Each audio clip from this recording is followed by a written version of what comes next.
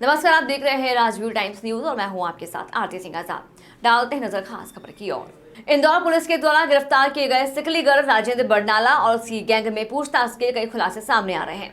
Police को जानकारी मिली है कि इस गैंग के द्वारा कई राज्यों के गैंगस्टर को हथियार सप्लाई किए जाते थे। पुलिस पूछताछ में हरियाणा, यूपी और दिल्ली से भी बदमाशों के तार जुड़ रहे हैं। वहीं सुपरस्टार सलमान खान को जान से मारने की धमकी देने वाली खालिस्तान के लॉरेंस बिश्नोई गैंग को भी ये बदमाश हथियार सप्लाई कर चुके हैं। पुलिस पूछताछ में खुलासा हुआ है कि आरोपी महीने में 100 से अधिक हथियार बनाकर बेच देते थे। इसके लिए आरोपियों के द्वारा फेसबुक और मैसेंजर का उपयोग भी किया जाता था।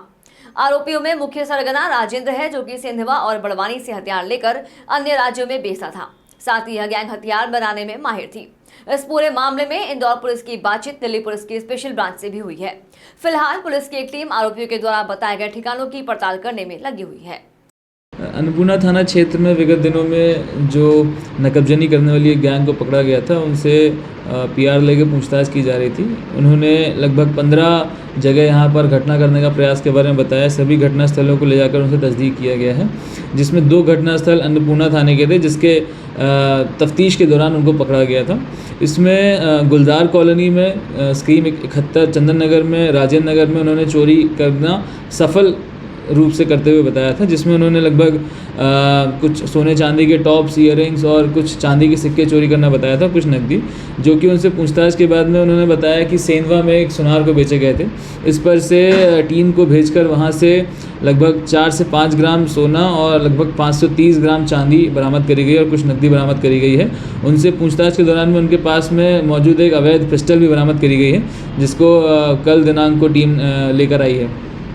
सर, इसमें एटीएस से भी पूछताछ करने की बात सामने आ रही थी, पूछताछ शुरू कर दी है। इसमें चूंकि जो आरोपी हैं उनका पूर्व आपराधिक रिकॉर्ड रहा है और इससे पहले वो दिल्ली में 18 पिस्टल के साथ में गिरफ्तार हुए थे और बड़वानी में भी 3 आरोपी गिरफ्तार हुए थे, जिनके पास से 45 पिस्टल बरामद करी गई थी।